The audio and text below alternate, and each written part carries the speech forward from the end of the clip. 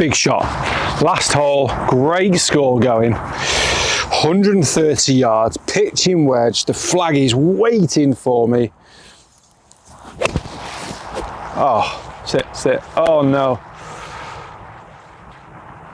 Oh, long and left. How many golfers watching this video hit pulls at the worst possible time? The pull can be so detrimental because it not only, for right-handed golfers, it not only just misses the target left, but you've closed down the face and have turned the wedge here that I had in my hand into about a 9-iron, and I've nearly killed someone in the beer garden. Not an ideal finishing position for me to be in. Probably make bogey from there, score gone, disaster. Now then, we're going to be talking all about the pull. Just before I continue with this video, if you are new to the channel, please do hit that subscribe button. 65% of golfers that watch my content are not actually subscribed, so it will make a massive difference. If you could just scroll down, hit that subscribe button. I'll be honest, these are the best tips on the platform. There's no one does it better, in my personal opinion.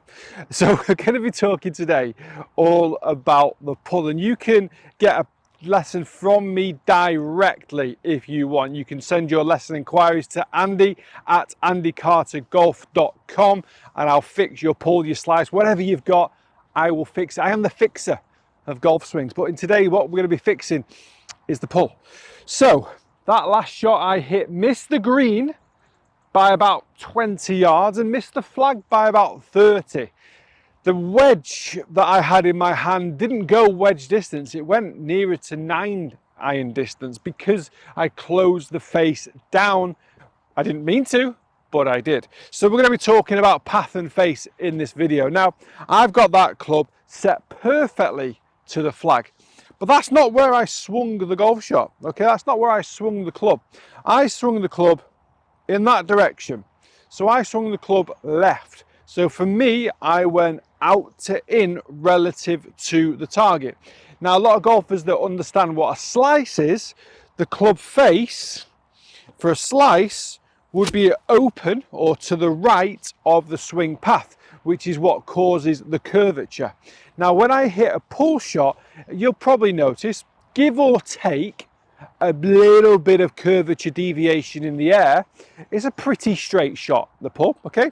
Even if you pull, hook it, whatever, the ball, the club face and the swing path are pretty much on the same line. I say pretty much because I'm not going to stand here and say I've got a TrackMan there that says it went 3 degrees left face, 3 degrees left path and hit a perfectly straight pull, because numbers deviate. Little bit of curvature also create a little bit of deviation up there as well. So that particular shot went dead straight, so the face and the path were pointing to the left. You may notice that you pull your irons, and I would hazard a guess that if you pull your irons, you're more prone to slicing the driver, because the only thing that changes, as I've already mentioned, between the slice and the pull is that face angle. All right, the path is staying the same. The path is going out to in. Whether the numbers change or not, the path is going from out to in. You'll often find that the path on a driver compared to a wedge might be more extreme. Why? Because the ball position's further forward, the club's further away, the swing is a lot faster. Everything just exaggerates when you've got the driver in hand. And often a lot of people get worried. They go, I've got one pull, I've got a pull with that club and I've got a slice with that club. I've got 2 swings. You've got 1 golf swing, you've got 2 face angles. Okay, that's the easiest way to think about it. Now then, how do we get rid of that? That can be a bit of a nightmare, to be honest. Those pull shots can be awkward. You've got one of 2 options. You can fix it or you can aim right. You can allow for it. Don't often say you can aim right, because that's not how you fix things. That's just how you manipulate things. What we're going to do, we're going to be talking about how we can straighten this path up. If we straighten the path up and we keep the face left, what you'll find then is the ball will actually still start slightly left, because the ball will start where the face points generally. Not all the time, generally. So then the ball will start left, and now you've got your pull hook. So we're also going to have to talk within this video about how we can improve face angle. First of all though, let's do path. So I want my path pretty much in between these golf clubs, okay? So what I see, the most common fault I see for poor path is that movement of the trail shoulder moving outside of the golf ball. And then the most common grip that I see is the strong hand, where the trail hand goes too far under the club, which encourages a closed face. So if you've got the trail shoulder going this way with a closed face, we come to those two club positions that I showed earlier, we get the pull. What I want to try and work on first is the transition. So even with a strong grip, which again, I'm using the strong grip because it's the most common grip that I see. I'm not saying everybody does it, it's the most common one that I see. As I swing up to the top, I mentioned about the trail shoulder moving outside. And what I mean by outside is basically just straight across in that direction, okay? What I want to see is the trail shoulder working back under the chin.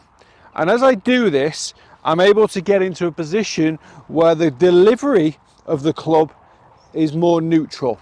We're able to get the trail elbow more in front of the rib cage, the right side of the rib cage, as you're coming into impact, as opposed to separating too far away.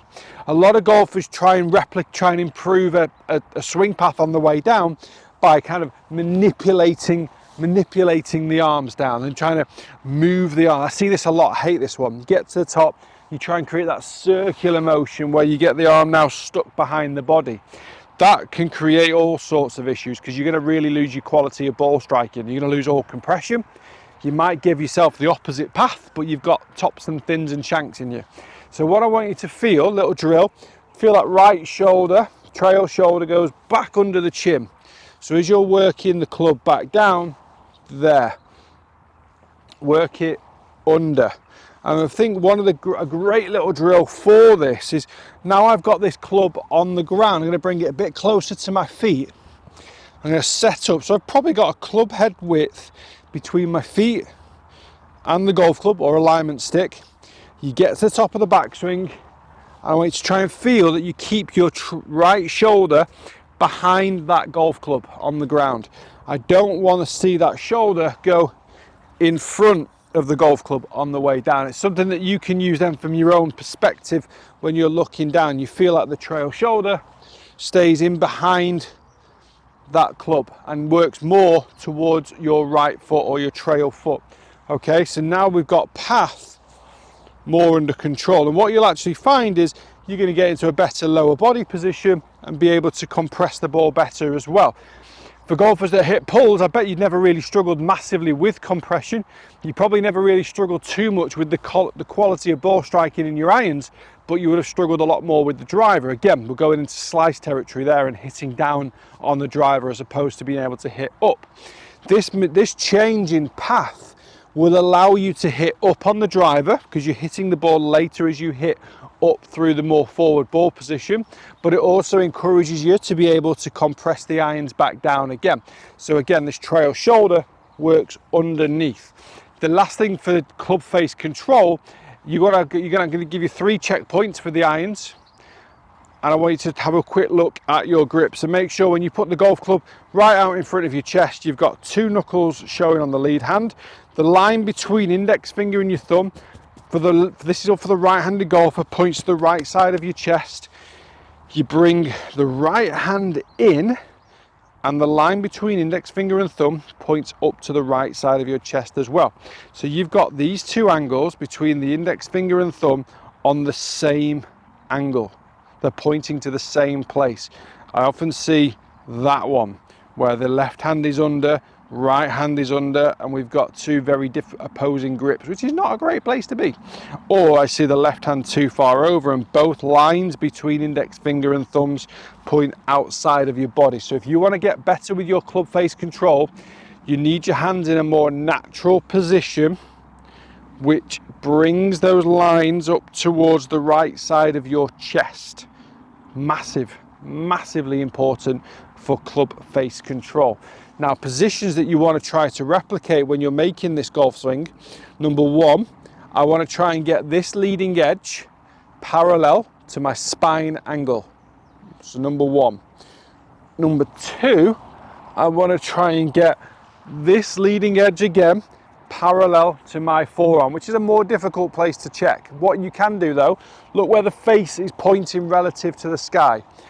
Pointing to the sky is closed. Pointing away from the body is like super close. Look at my wrist. That's super, super close, okay? Pointing the face behind your back or towards your back is super open, okay? So that is your neutral position, all right? Really important we understand where that face angle should be. As we come back down, we're delivering that leading edge back to the spine angle position.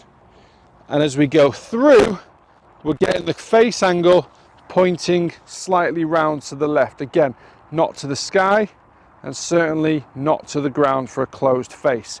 So if we can understand where the face needs to be, and we've got a grip that will encourage that nice relationship between you and the face, we've got a better transition from the top of the backswing as we come down.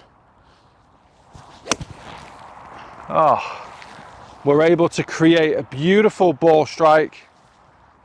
Oh yeah, that was a lovely, lovely strike. Compressed ball strike and a more controlled ball flight. And I'm going to say this now as well. When you eradicate your pull for a straighter shot, you actually will hit the, you will hit the ball less distance to start with, okay? Because you're not turning your wedge into a 9-iron. So the straighter shot will deliver the correct distances relative to the way you deliver the golf club to the golf ball and the speed that you swing at. Sometimes the pull can be misleading to how far you actually should hit the golf ball. If you swing the club at a speed that should only hit a 7-iron 150 yards, but you hit pulls and the 7-iron goes 160, it's masking what you're really doing with your speed. If you now hit the ball straight but 150, but the speed hasn't changed, that is how far you should hit the golf ball. If you hit the ball straight but 140, it's a different issue with probably face angle and spin. So really important to understand how far you should hit the golf ball, because the pulls can lead you into a false sense of security of how far you hit the ball. Therefore, club selections, you could end up straight in the drink. So make sure you understand how far you should hit the golf ball, but most importantly, get the relationship of face angle to target better and get that transition better to encourage a more consistent delivery position to the golf ball. If you've enjoyed the video, please do hit the like, hit the subscribe. Makes a difference. 65% of golfers are not subscribed to the channel, so I'd appreciate it if you would just scroll down there, hit the like, hit the subscribe. Also, if you would like a lesson from me, Andy at andycartergolf.com is the place to send your lesson inquiries. We'll set up a Zoom consultation, we'll have a chat, we'll get some lessons in, and we'll make you a better golfer. Guys, thank you for watching. See you next time.